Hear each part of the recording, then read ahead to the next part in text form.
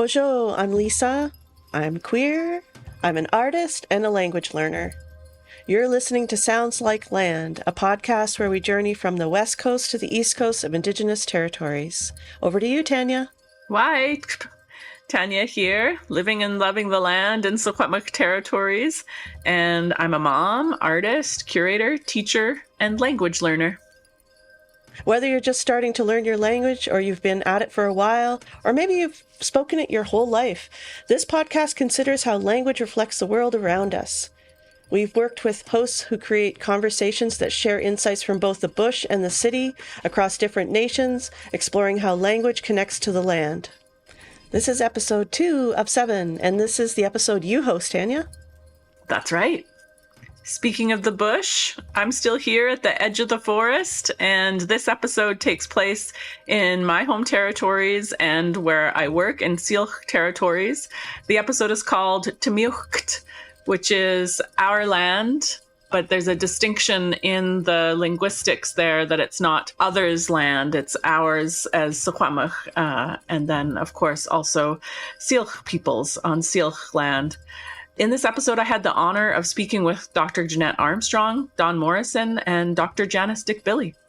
Whoa, amazing. I love to hear from them. Yeah, they talked about language restoration, revitalizing traditional land and food practices, and about language as an indicator of ecological and community health.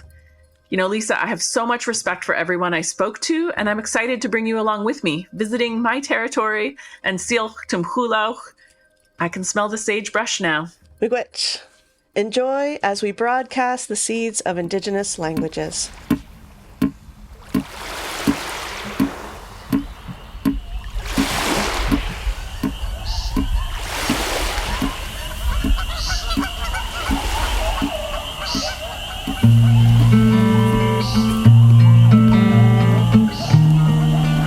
You've tuned in to Sounds Like Land. This is a podcast where we're broadcasting seeds of Indigenous languages. Walking through the fields of yellow, I stumbled upon one only flower. The petals were facing the sun.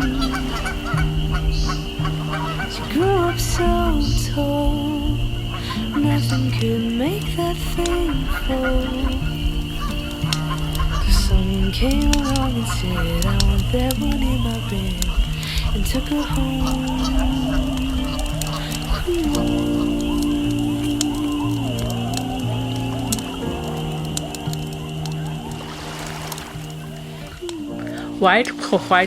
Hello, everyone. This is Tanya Willard. I'm excited for you to join me in this episode of Sounds Like Land. In this episode, I have the pleasure of talking with Dr. Jeanette Armstrong, a Syilx author, scholar, elder, knowledge keeper, first language speaker, all-around hero, as well as Dr. Janice Billy and her work with language revitalization, and also Don Morrison, who works with the Tmicw-kt garden and food sovereignty projects, and whose work contributes to decolonizing our food systems. We'll hear from these 3 powerhouse women and the ways that they position their work to begin with the ground level, with the grassroots, with the foundation of who they are as inspired by Indigenous languages and the land around them. I learned so much talking to these women. I'm very grateful for the time they took to explain their work and what it means to them. And in their words, I find incredible motivation and inspiration. And I hope you will too. I'm taking away from this experience something about how we connect to each other, to the land, and how we can be propelled into connecting over time and through the abundance of our lands in order to protect them. That we can do that with joy, that we can do that with family, that we can do that together, despite all the challenges. So please join me in this episode of Sounds Like Land. Tmicw-kt. I met Dr. Jeanette Armstrong many years ago as a young person working with urban Indigenous communications and media, Redwire magazine. And we came up and attended an incredible environmental conference that was held in Penticton. And Dr. Jeanette Armstrong was a key part of that. Dr. Jeanette Armstrong is an author, educator, artist, and activist. As a Tmicw-kt Okanagan person, she was born and grew up on Penticton Indian Reserve in the Okanagan Valley, and she fluently speaks both the Tmicw-kt in Tsilhqt'in language and English, and she's lived on her reserve for most of her life and contributed in many ways through grassroots work. In 2013, Jeanette Armstrong was appointed Canada Research Chair in Okanagan Indigenous Knowledge and Philosophy at the University of British Columbia, where I work in Tmicw-kt territories.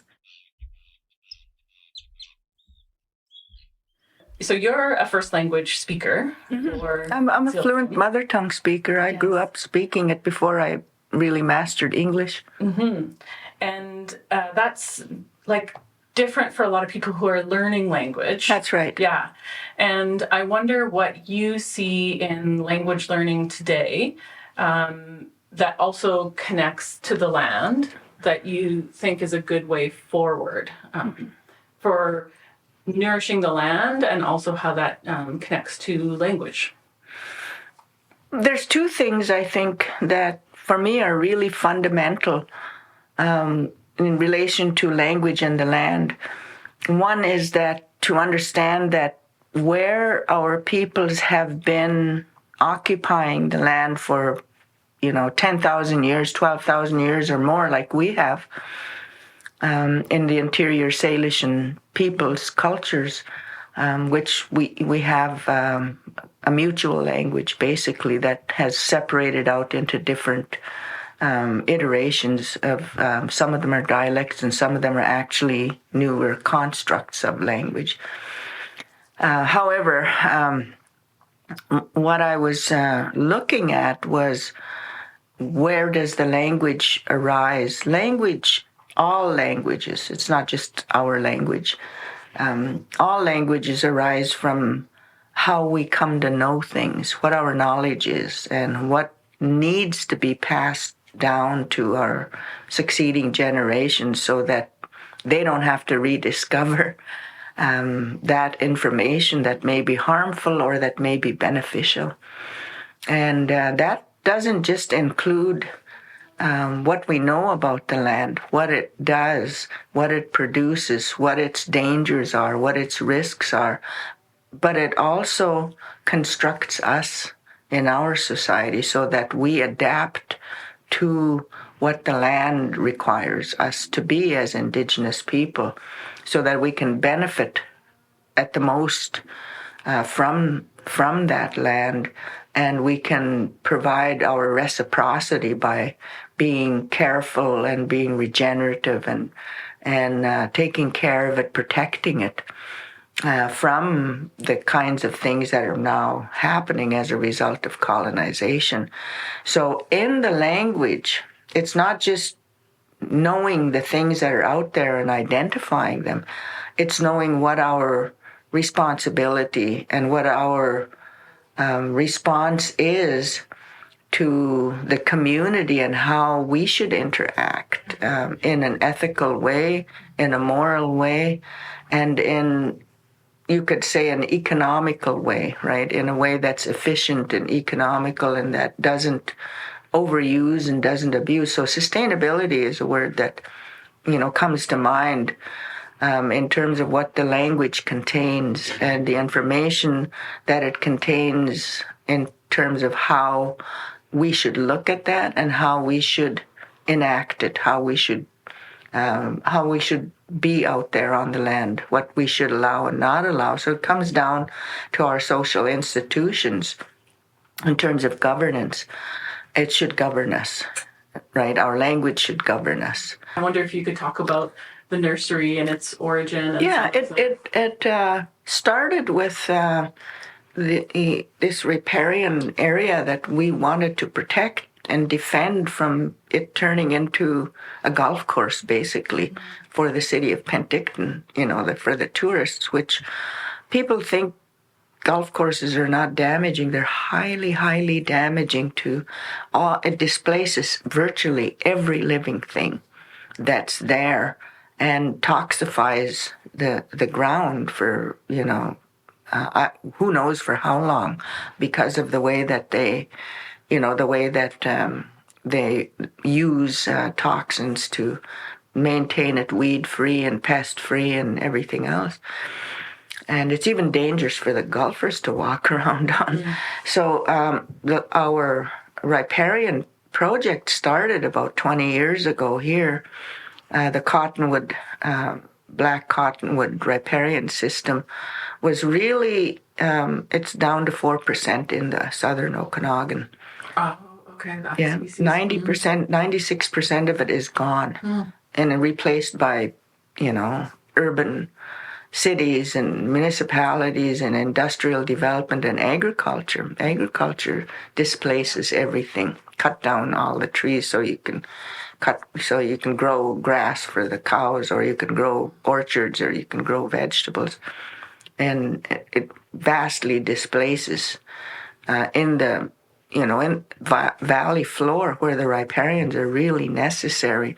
85% of the species that are part of our environment, and they are our environment, have disappeared from those riparian areas, because 85% of use means if 96% is gone, they're gone, right? So we're a hot spot in Canada for endangered species and extirpated species and species that are threatened. And so that was the reason, but because we're a Naukin Center is mandated to preserve culture and Tsilhqot'in language and Tsilhqot'in knowledge. I don't really like to use the word culture because that's kind of an anthropological designation. I think about knowledge. Our knowledge is in the language related to those things that I just spoke about. So we decided that we needed an outdoor classroom to protect the area, but also to train our people in ways in which they could preserve, they could prevent, they could restore, they could mitigate, and learn about those species that are endangered there and how important it is to expand the cottonwood riparian system for all of those species. There's 10 species out there that are on the federally endangered list. And also how that is connected to the river system for our salmon. So at the same time, the Okanagan Nation Fisheries was working on restoring the Okanagan sockeye, because we had not had sockeye in this area for over 52 years. And so the riparian system, the reorganization of that, is largely the work they're doing with the Okanagan River restoration to restore the riparian systems. And in that, the understanding that they have with the Naukin Center is to provide traditional ecological knowledge, and that's language. How do we understand what a riparian system is, what the river is, what all of the works that need to be done, and what the protocols are with the different species to call them back. And so you'll see across there the hatchery, and that word stim, right, meaning we're calling them back to come home to us again. And so that means we have to be responsible to know what we're saying and how we're saying it to them, because the language comes from them. Everything that we can name on our land is known through our language. And everything that we know that they do, the relationships, the interrelationships, the system-wide knowledge of how they interact and how they have to be supported is in the language. So it's extremely important. So the Bush Learning Program, or the Tmicw-kt program, has expanded from this small project that we've really learned a lot on. We've created curriculum, we've created the greenhouse to restore the Chinook pond. We raised money to purchase the land, and we have a lot of classes and students doing TEK out there. So we want to expand that opportunity to all 7 of our bands. And who you now can serve. We serve them for language. So we have cohorts of language learners in every community.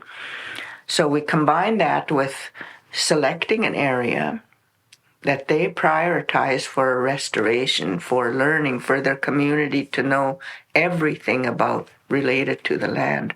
And that has to be in the language and the knowledge.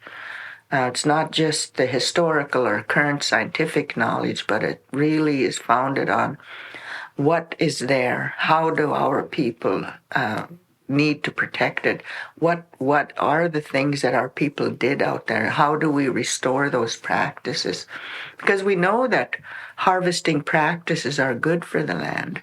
We know that our ceremonies are important for the land. We know the process of calling them back isn't just doing a ceremony either.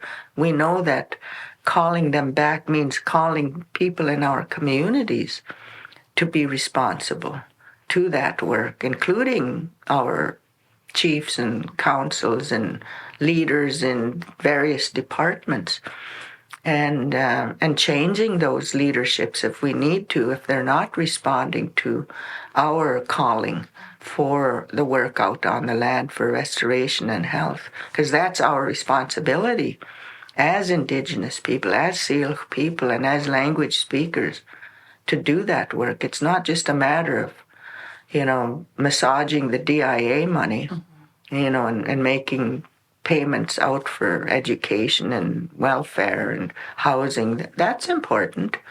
But the other part is being neglected. How have you experienced sort of the journey of language retention and speakers in your lifetime? Yeah, I came through a time when almost all adults spoke the language, and that's not true anymore. I'm up there and enough in age, over 70, to really have seen that transition happen. I was fortunate enough to have come through my early womanhood years being a fluent speaker and selected by my, people, my elders, to be a full interpreter of the high language and the everyday language at meetings and discussions like that, but also to be an interpreter in our ceremonial process. And so all the ceremonial words that are part of explaining some of those things, I was privileged to be able to learn from the best knowledge keepers and the best spiritual medicine people and the political leaders as well, because there were those as well. They'd say, Jeanette, come to this meeting. We need to tell these guys, Tommy Gregory, right? Yeah, Glenn Douglas and all of those. And so you don't really realize how when they start leaving us, how quickly that decline happens, and how strong of a dominance the public school has in terms of creating this idea that what do we need to speak the language for? And it's lost in the everyday context. People don't speak it. Whereas I grew up in a home that spoke it in the everyday context for cooking, washing, disciplining, sharing the work, and so on, right? So it's like common for me to speak it with my brothers and sisters and people that speak it. But a lot of the people whose parents maybe went to residential school, some of them didn't, but they all went to public school, and they all got more colonized there than anywhere else, and are still being more colonized there than anywhere else in terms of, the rightness of that world that's external to us. When you can have both, right? And you need to have both as a foundation, because you can overturn anything and you can excel in anything if you have a strong foundation in your own culture. Mm-hmm. I found that out when I was in high school, right? Because I was really more of an adult by the time I was 13 and 14 because of the company I kept with the elders. Yeah. And so no teacher could intimidate me, and anytime I didn't know anything, I knew to ask because I wanted to be able to understand it. And I knew to read up on it. I knew to, to think about it in my language, and I knew to think about it in regular standard res English, so I could explain it to some of my peers that were struggling with, understanding what they need, what they want, what the instructors wanted. And I found that I could also interpret in that way for my peers. Yeah. And so I was always kind of a leader in my peer group as well. And so I think that language really helps with that. And I think that young people coming through the education system cannot be just told, here's how you say this and here's how you say that. I think they need to be given the actual academic meaning, whether you're in grade 4 or whether you're in grade 10.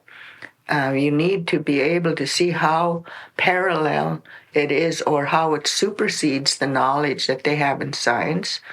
You need to be able to understand when we say a word like Tmicw, we're not saying the environment, we're not saying the land.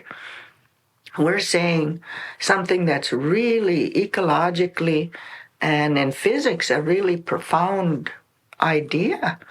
And what does that idea mean? You can look at that word, and as soon as you explain it, students understand it. That we're talking about the cycling of everything. That's what that explains. That's what that word shows in its imaging, and it's also talking about a truth, the knowledge of that, right? It's me, stim, we know, right? And that's the word for knowledge, right?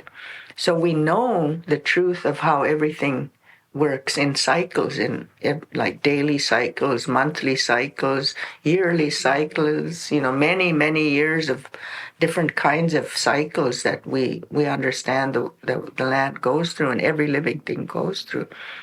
And so that's our word for environment, So even the word for the land, for the earth itself, Tmicw-kt, we have sat down and looked at that word and just are amazed by its own meaning, like how the earth itself is revolving around the sun. So it indicates that, we didn't have any misconceptions about the physical plane and physics, right? And how things work in that world. We didn't express it in the same way in terms of symbolic numbers. We expressed it in story, in our Tmicw-kt, in our spectacle. And we find all of that information and we're just astounded. But it's in the language. Embedded in the language. And I really think it's so essential, like the Tmicw-kt school, for young people to be able to converse, but then at a certain time in their high school and university years, they need the knowledge. They need the academic breakdown. They need to be seeing how interpretive and how parallel and how also there's knowledge that isn't there in science, that isn't there in health, that isn't there in many contexts. For example, when you talked about, and I've heard this in Tmicw territories as well, the traditional science acknowledges, 3 types or something of Saskatoon berry? Yeah. And you said you recognize 7. 7, yeah. And we know there's from my end, but yeah.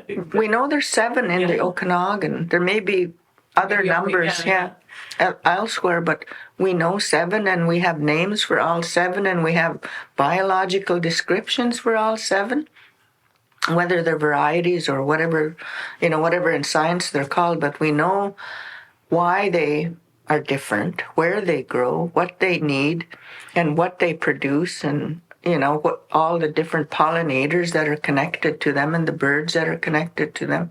So we know everything about it that biology asks you, in terms of the biology of a plant.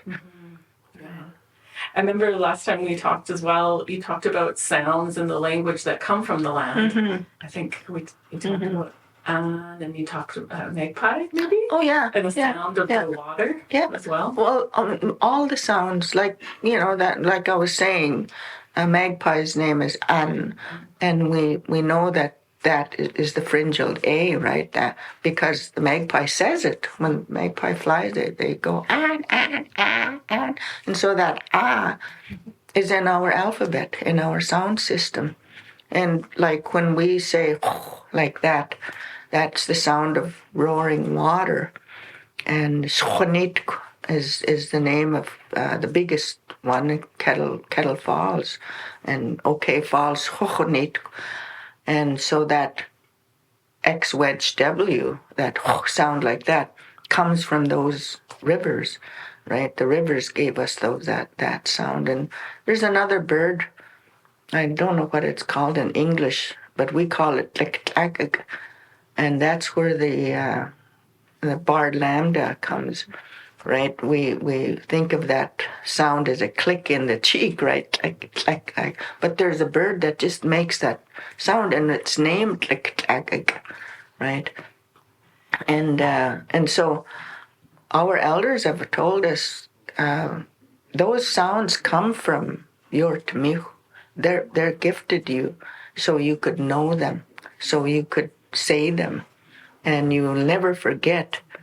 You'll never forget where that sound comes from in your language, and you cannot forget that. You cannot, in our language declaration, which the whole nation signed. That's their main. Their main teaching in that declaration is the sounds have to be pure when you teach. And when you, in our degree program, because we have a 4-year language learning degree that's articulated with NVIT as community-based for the first 2 years for a certificate and diploma. And then a block transfer goes over to UBC, Okanagan. And that's where the real academics for traditional ecological knowledge, for the Tmicw-kt, and how you analyze them as literature, and how you look at the design format and everything that, and the, governance protocols and all of that, that's done at that 3rd and 4th year level, like any good bachelor's degree should do, right? And so in relation to that, the declaration is saying we can't have people who are not pronouncing properly, not explaining the meaning properly, and just thinking about proficient use of it to translate English into Okanagan. That's not what the knowledge is. And so taking them out on the land and connecting them to the teachings of the land and analyzing how that works in the community. It sounds political, but it's actually recovering ourselves. It's not just being able to speak the language; it's recovering what the language is for in our way. So the 4 degrees that are going into place, we're really trying to make really historic. very historic, yeah.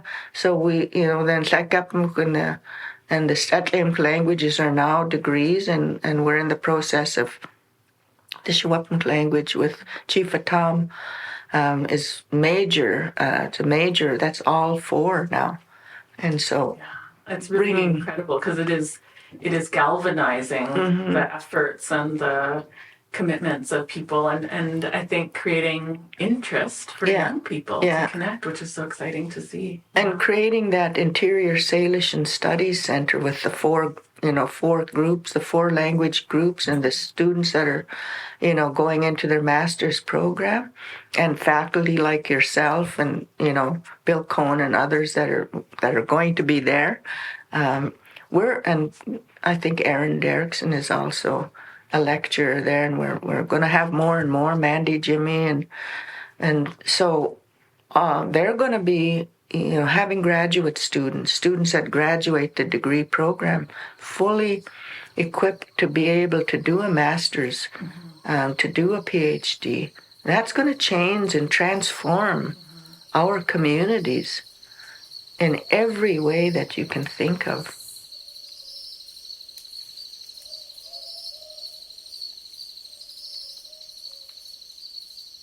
In my conversation with Dr. Jeanette Armstrong, I felt so excited to listen and hear from the ways in which her fluency as a first language speaker of Tmicw-kt influences and inspires and grounds so much of Jeanette's work.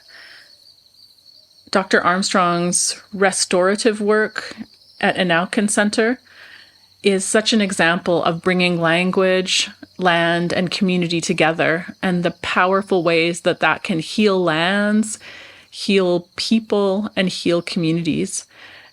And that is just the most recent work that Dr. Jeanette Armstrong has done. Her work has done this consistently over time.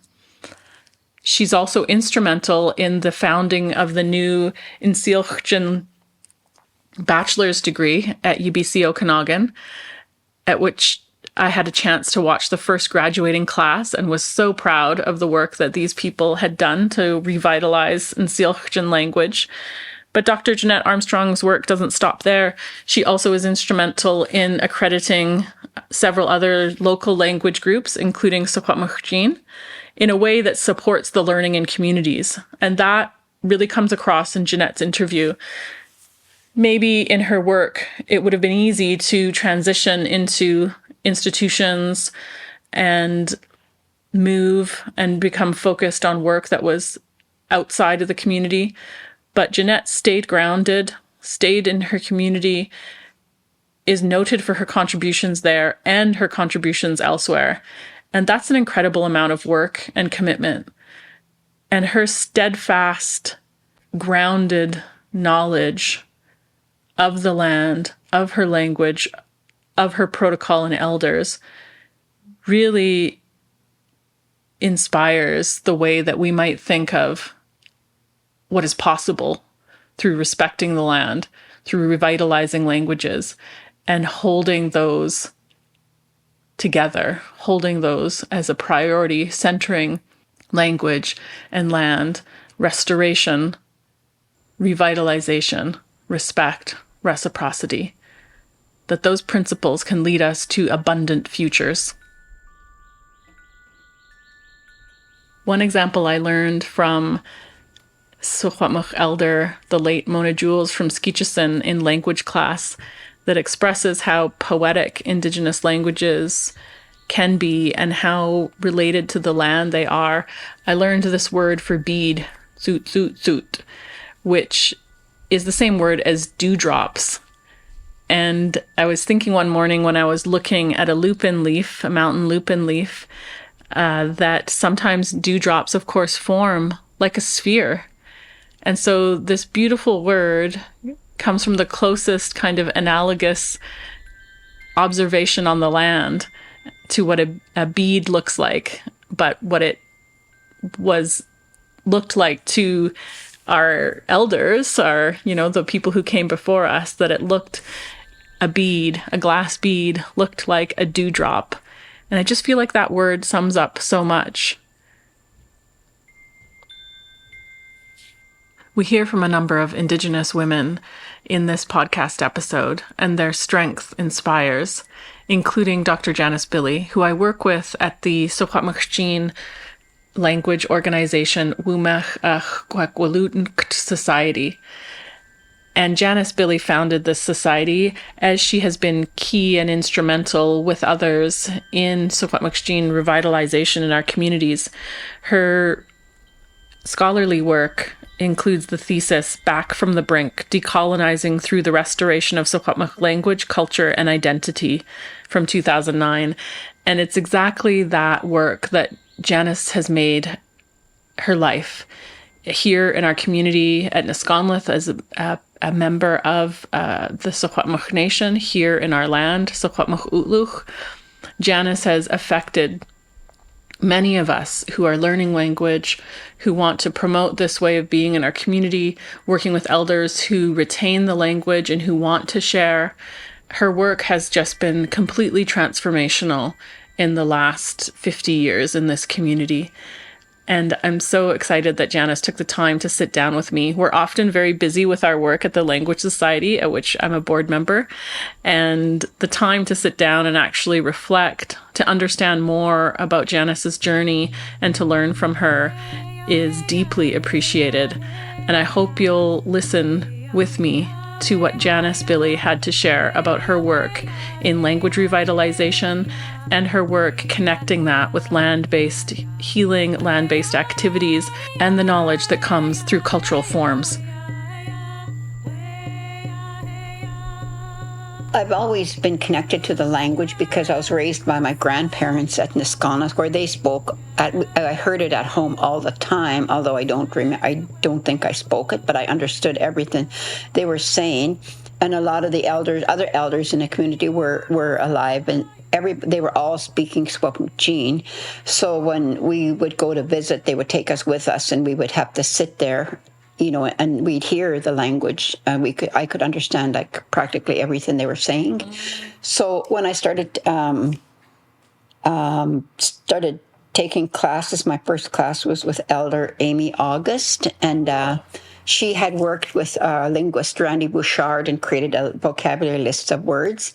So we would go through those words, and that was like a community class. There was only maybe about 8 people in the class.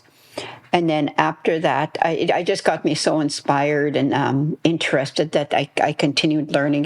My next teacher was the late Joe Michel. He lived in Kamloops, and he would come to Chase and have classes. And I learned a lot from him and learned like the writing method from him. And then I took various classes, like with SFU. Oh, no, I didn't take any language classes there. Oh, yeah, I did, with Mona Jules. Right, took a couple of classes with Elder Mona Jules. And then I was one of the co-founders, along with Kathy Michelle, for creating the Chief Atama Immersion School. So I was the certified teacher. They needed to have a certified teacher. And then I wasn't like speaking enough to be the actual teacher. So I worked with Elder Annie Michelle, who did all the speaking. I did all the planning, and I could understand everything, she was saying, but it was just a challenge to speak it. So I would write little notes in English, what I wanted her to say in the language. And it worked out. By the end of the year, the kids were speaking a lot more, and I was. And then I continued there for 10 years, I think I was there. So I was fortunate that I worked with just a wide variety of elders in different areas, like with Joe in the school. It was reading and writing, Lawrence Michelle stories, Lucy, more reading and writing, and ethnobotany. Every course was taught in the language up to grade 7. Up to grade 7? At Chief Atama. Or I think even grade 8. Oh, okay. Grade 8, yeah. Because I think when they were grade 9, they started going to the school in town. And how do you think, like, going out on the land worked with Secwepemc? Did you guys speak in Secwepemc more or less? I just wonder what, like, your experience was learning Secwepemc in those different kind of scenarios. Do you mean for myself or the students? Well, maybe both. Okay. Yeah. For myself, I think it was easier because I already knew I was familiar with the activities, right? So yeah. Basically just learning some new language to go with it. But with children, I found because they're young and they like to just, be exploring and run around, it's not like a classroom situation. I don't think the language is as effective out first learning those new cultural things on the land. So what we would do is we would teach them inside, like in an enclosed environment, and then take them out. And we found that worked out a lot better. What have some like indigenous plants or flowers or medicines taught you about your relationship to your land and culture? Yeah, I guess the real importance of looking after the land and or we as individuals and within our community trying our best to take care of land, because I've noticed I go out on the land a lot and you notice places where it's just dry, right? I mean, it's the whole climate change and everything, but we're all responsible for that, right? But how the landscapes are changing our foods, that they're just not there anymore. Like when we go to a berry patch and they're just all dry and nothing there, right? Yeah. So, and then the ones that are, better taken care of, they're way more flourishing. So it just, and the importance of, providing that food for us, that they're there and we get this food, this nourishment, all the things we need from those berries and roots and medicines, that they can heal us. And it's cultural healing, just even going out there and doing that, even if you don't find any berries, right? It's just being on the land, right? What relationships do you see between the growth of plants or the ecology, the land itself, and languages in our territory? Well, if we're not out there learning about the plants and ecology, we're not going to really know or have any connection to those words, because we might learn them in a class on paper, but you really have to be out there and know the plant, how to recognize it, know its use, and, be thankful to the plant. So it's so much more learning when you're out there learning about the plants and not just the words in a classroom. How does the thriving of native ecologies influence us as Indigenous people and our growth, governance, and culture? Well, it's like I said, the health, right? The more access and availability we have of those things improves our health and our connection to the land, our title, like that we're using the land. We still know all those places and go to them. And governance, we have to take more responsibility on governance of those places. Yeah, that's huge. Looking after them, like we're working on with a group with Dawn about protected areas. Yes. When we had the birch bark camp up there, remember? And then we talked about, there was so many birch, right? And we were saying that this should be a protected area for birch. Yes. But we didn't really do anything, and now those birch are all cut down. What keeps you inspired? I guess is my grandchildren and the children, and knowing that they being able to have what I had, right? Like growing up with the language, growing up with going to the bear, the people at Niscon, and a lot of other people would go up to Bear Creek and have the huckleberry camps, where they would all go for about probably up to 2 weeks, camp up there, and there was enough berries for everybody. So those kind of experiences that I had. One of the things I should expand on that is that when you're doing language on the land, you're also teaching the values and the beliefs, not just the word and how to speak it, right? Because like Annie Michelle talked about, I can't remember the word, but a bush when it's been kind of destroyed or not so good, she said someone must have been out here when they weren't supposed to be, like on their moon time or their morning time. And that's what that one word meant, all of that.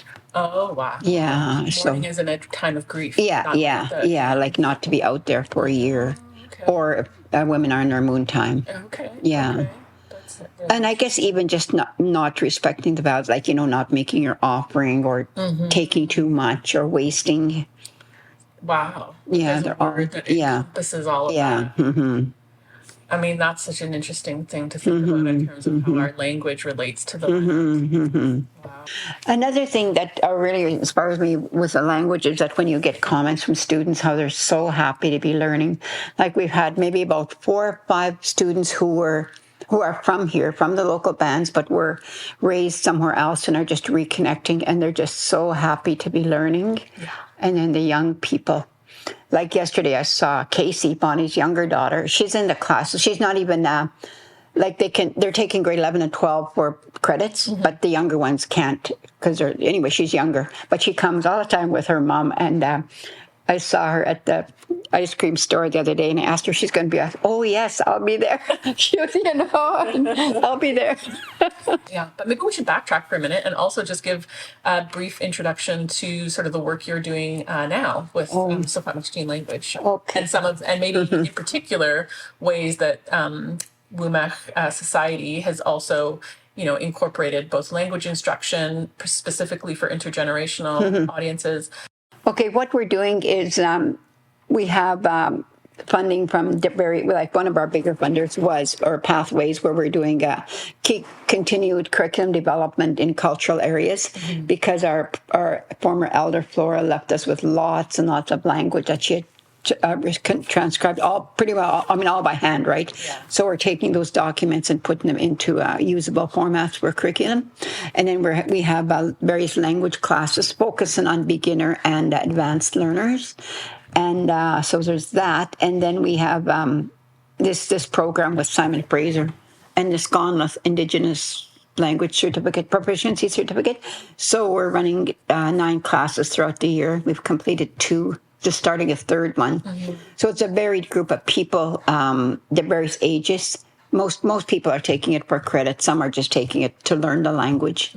And it's neat because there's a lot of family groupings in there. So where the hope is that they will go, be able to speak and continue on at home, right? Yes. How do you think things have changed since when you started learning Tmicw-kt?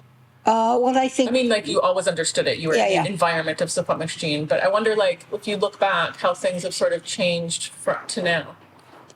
Well, the biggest thing, I guess, is language is still not used in the home, even though children are learning it, like, say, at Tmicw-kt, but are their parents learning it, or else parents are learning and the children are not, right? So we really have to focus, on that intergenerational model. But even, I think there's still deep psychological issues there. Like when my 2 daughters went to Tmicw-kt for 8 years, and I would go home and I would speak language, and they would say, "Can we speak English now? We're at home." Even though they were capable of it, right? Because a lot of it's not out there enough, right, for people to feel comfortable and be wanting to speak. Yeah. So we're hoping with this group of another part of our work is we have 5 youth in a program learning language. Yes, I think this has been so exciting when we've seen that age group, they're, late teens, early 20s. And that's such a key group of people that I think is so interesting. And you've been teaching them for a while. And what have you kind of noticed about... And their confidence and their fluency has really increased. And the people, that's how we're able to reach groups. Like Maddie was at the Friendship Center. Susie was at a daycare at Kamloops. Mia was at a daycare here. And then later, work placements. And then Susie went to Chase Secondary. And the people just love it. And they're so thankful for them because... And that they're really becoming... So they're having language training and teacher training in these positions. That's another thing about language teaching, making it risk-free and comfortable and fun as possible, and that's what I really didn't agree with the marks. I just do not like giving marks and tests and whatever. But then the assignments have kind of motivated people because they had to do this big portfolio and they all did it. Yeah. It was a lot of work, but they did it. I was so pleased to sit down and talk with Dr. Janice Billy. We work together as colleagues, or I learn from Dr. Janice Billy in our organization, which promotes the revitalization of Secwepemc language. She's also has been a founder for other language initiatives here in Secwepemc, among many other tireless elders and people in the community, of which I'm not going to all name here, but there are many others that we're so lucky to have in our Secwepemc communities who tirelessly work for the language. And because these people work so much for our language, we actually sometimes don't have a lot of time to sit down and talk with them about their inspirations, about their ideas of what they want for the future. It's, of course, expressed in their work, but it was really special for me to spend a moment to sit down with Dr. Janice Billy. And one thing that stands out from our conversation is how we talked about this word in Secwepemc, which I still need to find. So maybe there'll be an update as this podcast airs. But a word that describes what a berry bush that hasn't been respected looks like. And here, Dr. Janice Billy isn't just talking about landscaping. She's talking about a way in which the plant hasn't been respected, hasn't been treated properly. And you can see this sort of spiritual or protocol-related sickness in the plant. And there's a word that sums all that up. And it made me respect these kinds of compound words we can have in Tmicw-kt that take a whole sentence or more to explain in English, but can be surmised in one word in Tmicw-kt. And I think about that in relationship to this podcast and to the land, and summing up in one podcast our hopes, aspirations, and thoughts for nourishing the land through our languages, for recognizing Indigenous self-determination and the importance and value of our languages as knowledge systems that are integrated with the lands around us. And so I hope you learned something with me, and I learned so much and continue to learn. So respect your elders out there, work with them, find out what they want for their futures and the young people. And we got lots of work ahead of us to do together. But the good thing is that work is based in joy, and that work will lead us to abundance and futurity.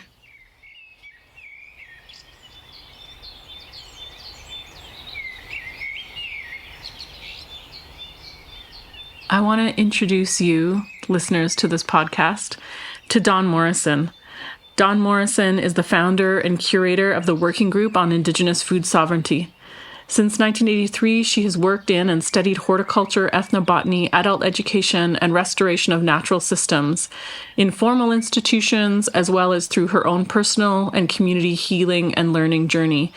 And I know Dawn mostly through her incredible commitment to grassroots here in our Secwepemc community of Nisconlith and further into Secwepemc-Utlug. Morrison has been dedicating her time and energy to land-based healing and learning, which led her to her life's work of realizing herself more fully as a developing, spirit-aligned leader in the Indigenous food sovereignty movement. She's been instrumental in decolonizing food systems, community, regional, and international networks, and she's become internationally recognized as a published author. You may also know Dawn Morrison's work from the Wild Salmon Caravan, where we celebrate wild salmon and we commit to action to protect them and protect their habitat. And Dawn has carried her decolonizing practices through food systems and movements to her latest work here in our community with the We Are All Well Tmicw-kt garden. And I get a chance to sit down and hear from Dawn about her early inspirations and her work and how it has contributed to her journey and how she wants to share that through the work that she does today.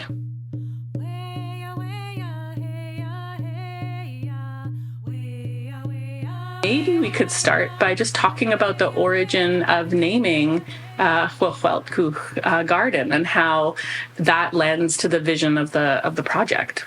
Mm-hmm. Yes. Yeah, that's an important question. And so our late Auntie Flora Sampson was a big supporter of our work and was the first elder to kind of embrace me when I came home to start my healing journey, because I used to live in the city and I came back to Chase in the year 2000 to get to know my people and find myself and my sense of belonging here. And she was the first elder to come and visit me and introduce herself and say, "You can call me Auntie." That was her first words out of her mouth when I met her. Oh. And ever since then, she's been showing up and teaching me, like she's brought me to the mountains and taught me some important medicines and ways that we take care of the medicines, and taught me some language, is mentoring me in that, and frontline kind of direct action stuff and inspiring my work on Indigenous food sovereignty and all the education around that, the political implications of it for our people. And so she saw that that I had been working for a few years trying to start gardens here. Like I helped start a community garden at Adams Lake Reserve back in 2003 or something like that. And then over in Nisconlith about 15 years ago. And we just keep showing up to do it. And even though it can be challenging sometimes with just agriculture being what it is, knowing that we are hunters and gatherers, and we pick berries too, and we fish and we hunt and we organize differently around those activities or that seasonal calendar. So agriculture, it's just, we keep trying. And so Auntie Flora told us when we started Tmicw-kt that to keep trying, because that is our wellness. And so she said that we need to activate the ancestral memory that we are well underneath all the challenges. Beautiful. Yeah. I remember as you talk about that idea of like agriculture versus our seasonal calendar or versus like hunting and berry picking, I remember something you said years ago, actually, that really stuck with me in the way I think about our territories. And that was, you were talking about landscape-wide agriculture. So not agriculture as we maybe know it from a Western model, planting annuals, et cetera, and keeping pests away, that whole regime. But when you said that, I really realized like, oh, that really coincides with how people managed landscapes by fire, learning about harvesting sweet, that there's, it took me a while to school harvest sweet, and I had done little parts of it.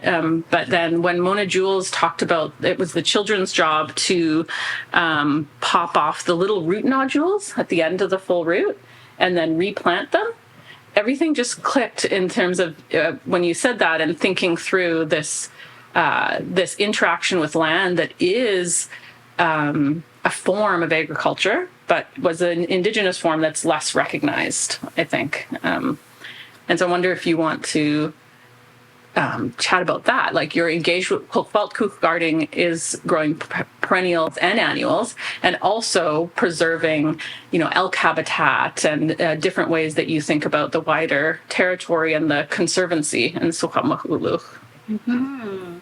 Yeah, that's another important question. And so with the role that I play as the founder and curator of the Working Group on Indigenous Food Sovereignty, been showing up to that for almost 20 years now to keep mobilizing and organizing. And through that time, I've come to completely reject the word agriculture as a way to describe. So it's a form of resistance to really try and turn the narrative upside down and shift it to make visible the narrative that was kind of invisibilized by the settler colonial frameworks for policy, for agricultural and land policy, planning and governance structures and processes. So, and what you're saying is true. Like, I guess it's one of those coyote problems or contradictions that we find ourselves in with the English language, that it doesn't really, none of the terms really accurately reflect or translate the depth of which we would express food sovereignty. As we know that from Creator and our creation stories, Tmicw-kt, and Coyote, who brought the food home, and there's so much rich, like, decolonizing and centering of that narrative that we as Tmicw-kt, but also other Indigenous peoples, have this amazing biocultural memory and this heritage that is really just about turning the settler colonial narrative upside down. Because agriculture, the word itself, can cause harm, because even if it's even knowing we do, like, our harvesting strategies and techniques are a form of cultivation and can be compared to agriculture, although the term agriculture is what reinforces the political framework that is status quo right now. So I try to not default to that at all. And the same as like the production paradigm, I was turning that upside down and saying, we are not producing food. Food is not a product. We are not producers. We are regenerating soil. We're transforming energy through the land and the food and us. And so a more regenerative paradigm.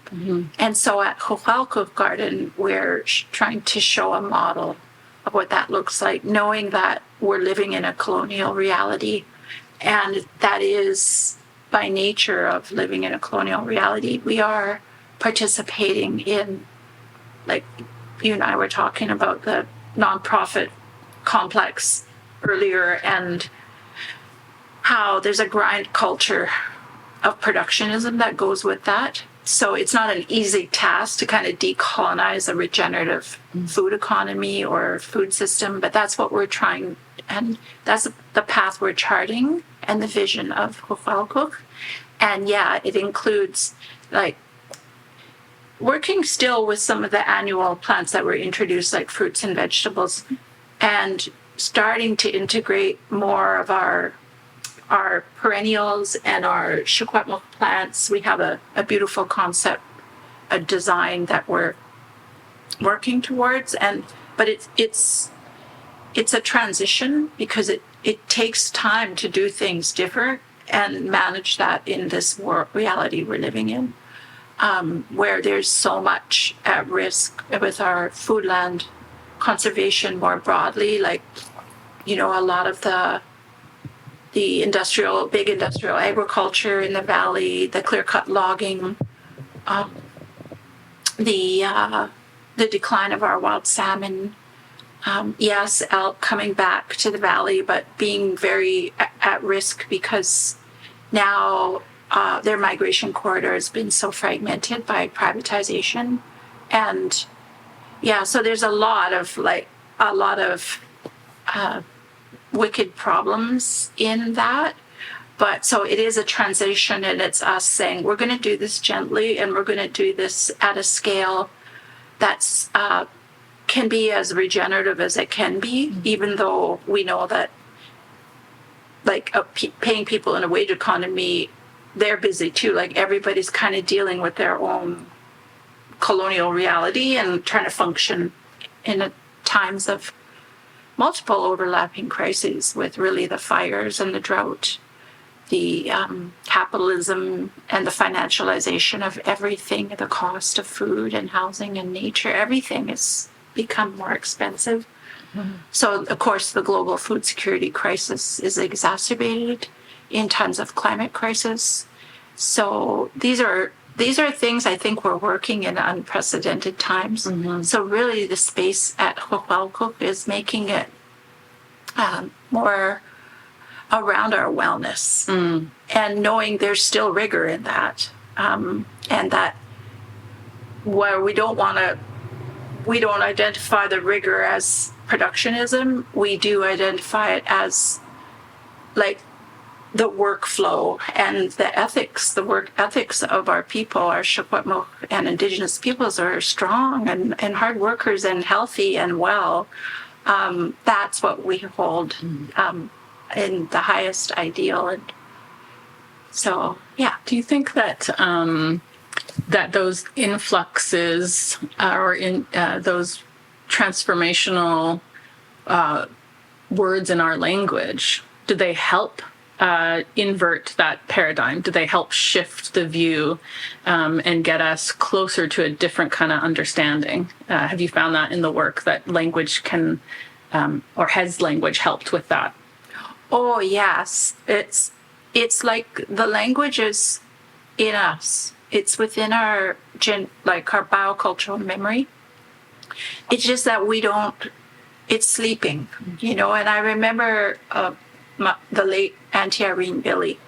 She used to say, get out there and exercise your rights. And she was on all the frontline direct action. And she was, up at Tmicw-kt and Sun Peak Ski Resort and mining issues. And she would say, go exercise your right. And so I think when we go out to the land, or we are like eating our foods, or we speak our language, we are activating that biocultural memory. We are exercising and practicing who we are. And while the English language and the colonial reality has interrupted that, it's really on us to take responsibility to really activate it And Dr. Michael Yellowbird really does a lot of good research to talk about decolonizing the mind and how what we're doing does reactivate it. Like, he's actually shown the neuroscience of it. And it also makes us feel stronger. Like, even just talking with you about it right now, I feel a lot lighter. And I know that Shirley Turcott, who is an Aboriginal psychotherapist who's developed the Indigenous focus-oriented therapy, also uses Indigenous concept of all my relations and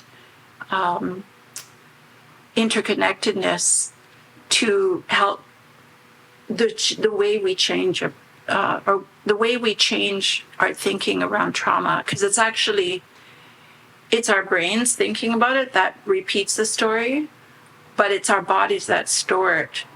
And so that it's our bodies that transform it too, if we have a healthy and a relational practice with trauma, which part of it is the language. And part of it is being out on the land and relating to the plants and animals. So it's very transformative, for sure.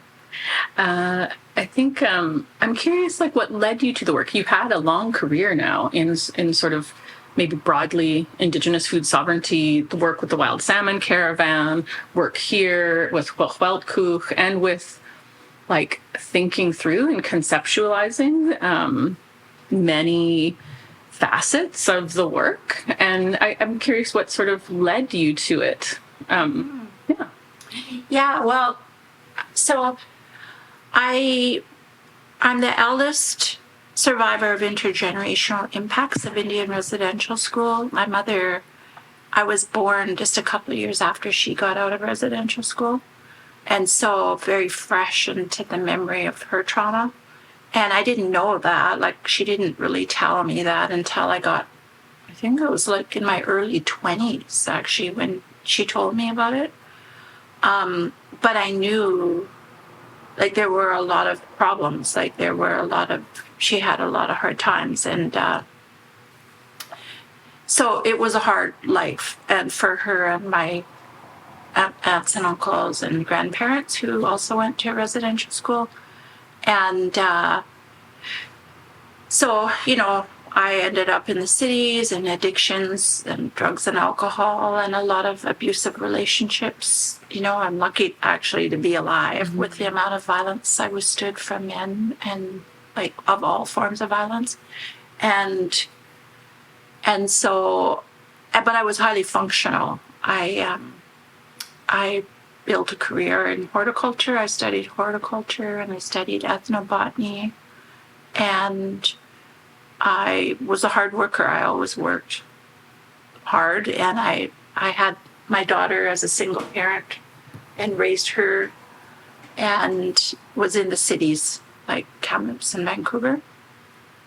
So in the year 2000, like, my daughter, when she got old enough, kept saying, I want to move to Chase. And she wanted to come here and was curious about it. And so we moved here in the year 2000. And I found myself, like, I found a lot of healing. And I remember Janice Billy, who is like my sister. I think of her as my sister, but we've been co-conspirators in all things land defense and protection and, just cultural healing. And I really respect her and look up to her for her fluency in the language. And so she put me to work, and I moved back in September 1st, and at Thanksgiving, a month later, at the protest camp up at Sun Peaks, when it had just been set up, I was there to help set it up. And she asked me if I'd coordinate the food for the Thanksgiving feast up there. So I did, and I've been working on food ever since. I'm like, hey, this is my niche. Because I had been hired at the band office as education coordinator. I had also been a teacher before I came back here at the Native Education Center in Vancouver, teaching adult learners. Or they were teaching me, because there was some pretty amazing, like, Indigenous peoples from across Canada there. And so that experience as a teacher got me a job as education coordinator at the band office. But I wasn't enjoying it because I felt I came home intentionally to be in activism. I knew who our people were. Like, I knew who George Manuel was. I knew who Arthur was. I knew about Gustafson Lake. And I chose to come back to be an activist, and I found belonging in it, I guess is the point. Mm-hmm. And so I just, ever since then, found a way to make something happen. Because also, too, when I was studying horticulture, I really, even though I hadn't known my people, it was what saved my life, being on the land and working with plants. What are some of the ways that you would maybe remark on that Indigenous languages have played a role related to the kind of caretaking and curating and regenerative approach, Indigenous approach to lands you've been focused on? Yeah, well, so we recently released a toolkit called From the Ground Up, a toolkit for Indigenous food sovereignty planning. And it's intended to inspire activists, planners, policy people, leaders, coordinators, like the women doing all the work in the community, to be able to engage with the work and mobilize and share it with more people. And in the toolkit, we include a list of key concepts and key terms, and one of them is around our foodland conservation, is that our languages, and also assessing our food sovereignty, really looking within ourselves to see how are we responding to our own needs. What are some of the structural barriers? How are we creating the key conditions that are necessary to respond to our own food? And so some of that's colonial, but a lot of that is internal, right? And so language is one of the indicators of Indigenous food sovereignty that we look at in that assessment. And so that's in the new toolkit that we've launched. And also language because the knowledge of whether it's our relationship to wild salmon and how to conserve them, how to take care of them and the waters, their habitat, or whether it's, riparian land management or stewardship, it is very much integrated with the language. Our knowledge is encoded in the language. And so I guess it's the same thing with land, like conservation or water, is really trying to change those systems, because the systems are the problems. They were designed to dispossess and to erase not only our language, but our place on the land, our relationship with all of the plants and animals. And we're seeing the result of that, right? But what would you say are some of the largest impacts that you sort of encounter regularly as obstacles in the work that you would want to be doing? Well, to me, I think the deepest pain and the deepest impacts are internally, the social consequences in our community, the division, the gender imbalances, the intergenerational inequities that we're seeing, everything from the opioid crisis to homelessness to those are to me social dimension, the social, the poverty, the economic, the people who are the most vulnerable, who are food insecure. I mean, I think we also have a lot of power. There's people in our community who are food sovereign and who are good examples, and that's wealth. That's our wealth. Mm-hmm, absolutely. Mm-hmm. And so I don't want to just talk about the problems but I think that's the biggest, the social feels to me that it hurts the most, And we also see, like I mentioned earlier, like we're living in like 40,000 hectares of our Lake Tmicw-kt food lands burnt last summer, and we're only just starting to see the impacts of drought and, you know, the few salmon coming home to return, and the entire valley, like by Pritchard, has all been land grabbed by large scale hay. They're either growing hay or like Potatoes. big agribusiness. Big agribusiness, yeah. Spraying a lot of Roundup and stuff, chemicals there, and chemical fertilizers. Mm-hmm. And it's blocking off our elk and our deer to get down to the water. So those things are really like immediately what we're seeing that are very, very concerning and hurtful. I wonder what seeds you're planting for future generations' love of language and land. A bit of a metaphoric question, but I think you do a lot of this in your work, planting future seeds. But yeah, is there kind of a few that you would think about, that you're intentional about, or? Yeah, well, the biggest, like, I tend to think of the biggest picture first and then narrow it down. So the biggest vision is land back. Mm-hmm. And so I've recently started talking with wealthy philanthropists and people. What would it look like to give us our land back, to actually have the wealthiest people buy it, or just give it back, right? And that's kind of another big, like, wicked question, because even when we get the land back, we have to be. There's all these colonial, like, Revenue Canada, and there's all these legal aspects of it and capacity. So one of the things we've been doing is telling funders, like, can you just give it to us and you guys do the work of the admin and kind of try to break down some of the structural barriers for access to funding in water and land.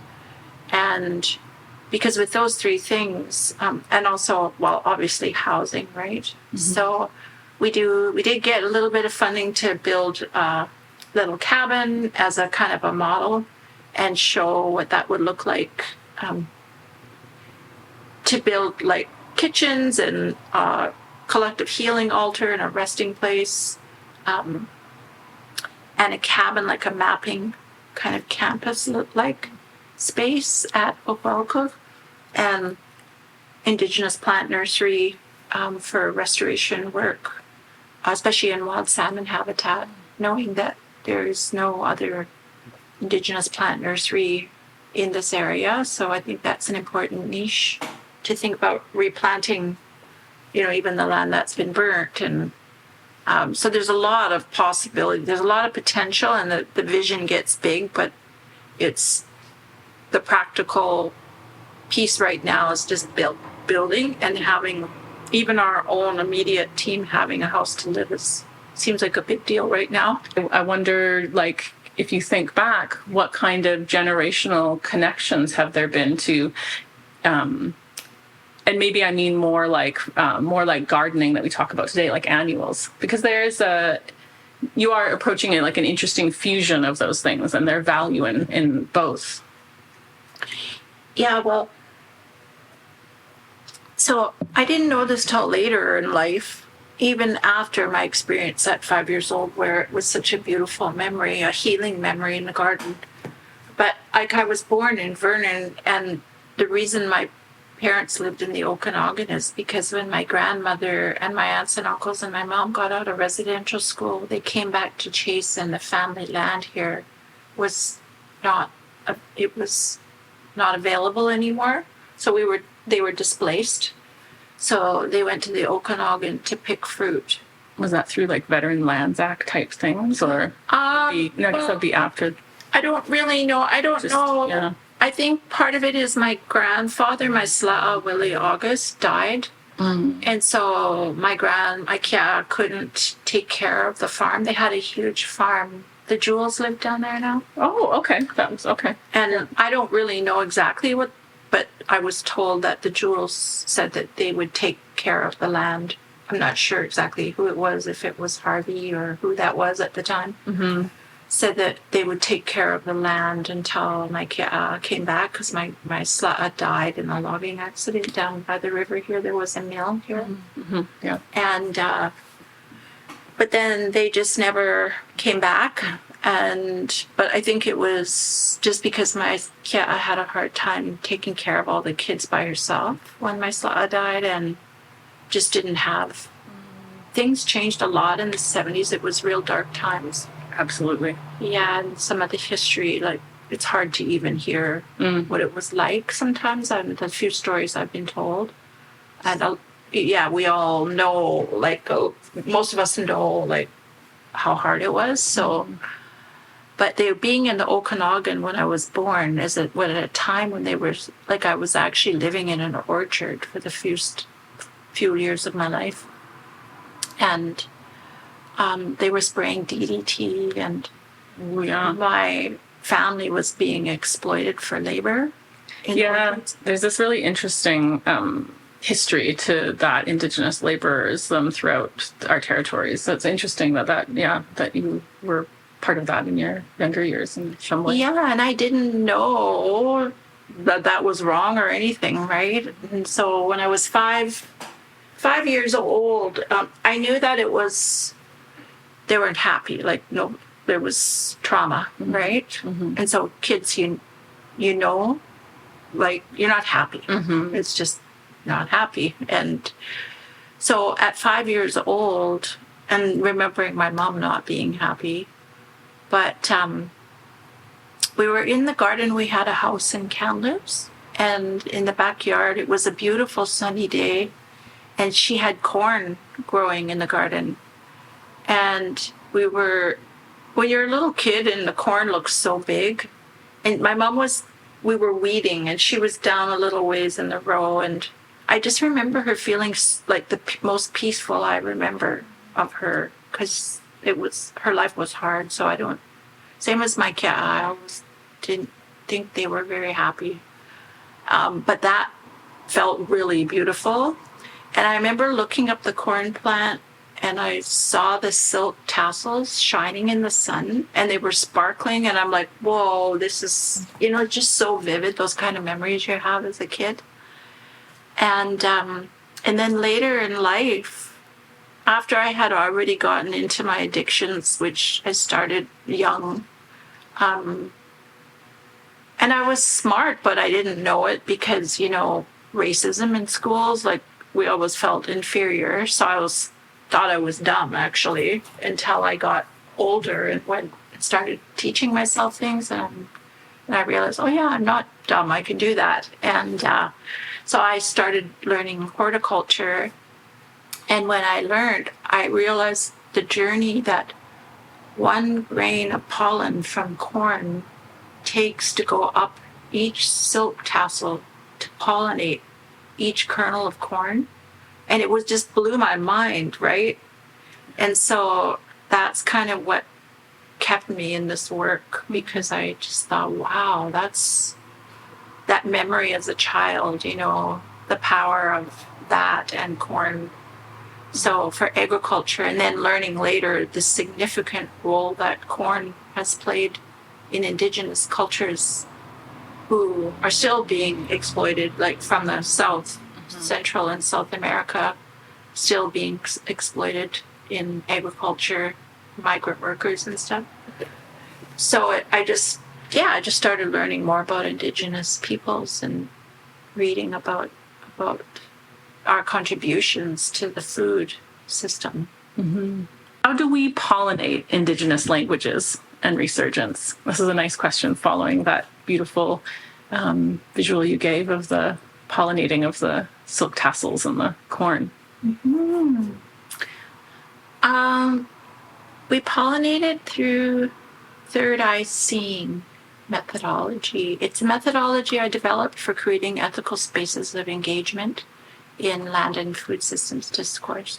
So I'm just currently writing an academic paper on it, but I've been applying it in my work in facilitating transformational learning in networks, which is everything I've done, but now it's just become oh yeah, academia is now recognizing that as an actual method, right? So That happens, exactly. yeah, so to me, I feel like pollinating and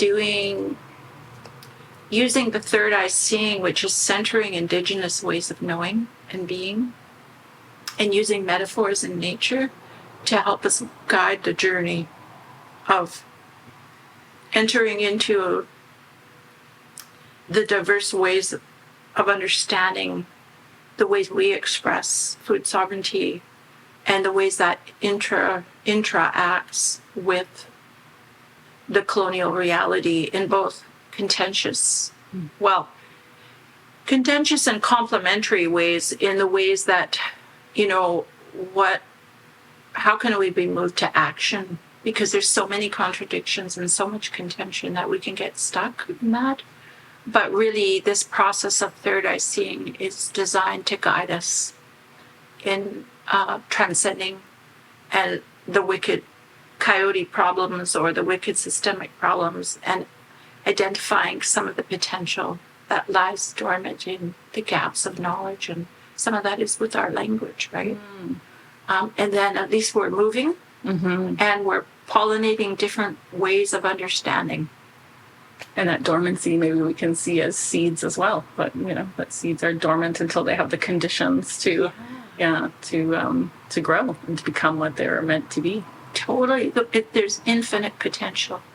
It's just, having the structure and being intentional. And our third eye seeing is so much. It's like our ways of knowing is way more deeper than Western science. I mean, Western science can be a part of it, but it's claimed to be the ultimate voice of truth and reason. And it's a form of cognitive imperialism that has really, it's really just silenced or made invisible. And we have been assimilated into it's just coming back and validating and trusting our own ways. And that change, it's about change, and it's about looking deep within that, within ourselves, to be able to be in that change and be flexible and adaptable and be better humans. Even if for nothing else, right? It's just, I think a lot of the contradictions in human behavior now that we're witnessing is, we just gotta do better. What have native plants, like our native plants here, flowers and or medicines, taught you about your relationship to land and culture? Like, is there ways you might think through particular kinds of plants and something that you would relate that they have taught you? Yeah. I wrote a poem about the aspen peoples. That was one of the most profound healing for me here after coming home, because the poem just came to me one day when I was working in the garden, and this poem came, and it's still like so vivid in my memory, just that feeling. And it's a plant that I can always look at. Aspen. Yeah. Oh. Yeah. Is there something you want to share from the poem that you are thinking of now when you think of aspen? Yeah, it's not a long poem. I think I can remember it to share it. Quaking in the wisdom of the northern spring winds. Roots firmly grounded in the synergy of flowers, fruits, and fungus. Healing in the biota of white dust and cankers. And meditating in the calm before the storm of political fury. Flinching mosquitoes and swimming in strong currents of spirit.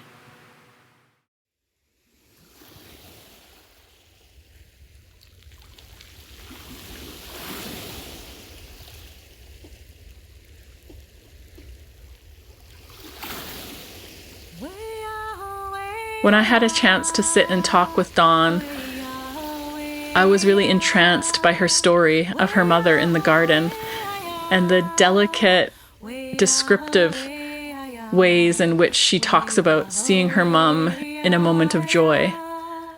And it continues to inspire me to think that despite all the challenges of residential school, of historical trauma, of lateral violence, of the many issues that occur in our communities that are effects of settler colonialism today, that despite that, such eloquent moments of beauty are experienced in the land. And Dawn's poem, how gripping is that? Her poem and her way of speaking to and from the land, I think, motivates and inspires not only herself, but us as listeners. I really respect Dawn's practice of creative sovereignty in her work, that her creative work helps to inspire change, and that she sees the work of being on the land as a creative practice. And that really came through in her discussion with me and really helped me think about my role as an artist and ways that I can connect and restore and nourish the lands around me.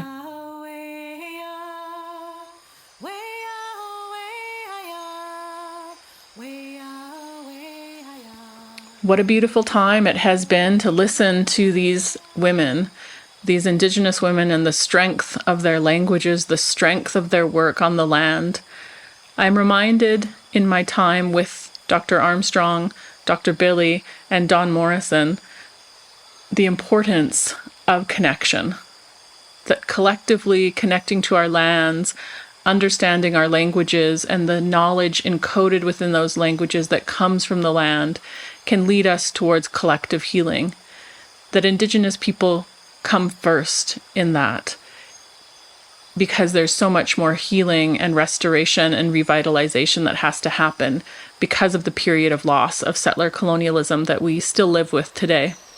But what I'm inspired by is that despite these challenges, despite these painful histories, despite all of the things that affect our lives in personal and socio-political ways, that the land can be restored, that our languages can be revitalized. And so together we can make the land abundant again. We can listen to the land. We can make choices. We can take action. And we can restore it. We can restore our languages. We can restore the land. We just need to work, dream, and radically revalue and recenter what it is that we do with our lives in this world at this time. So I hope you've been inspired, as I have, in listening to this podcast episode. Please join us for more of Sounds Like Land.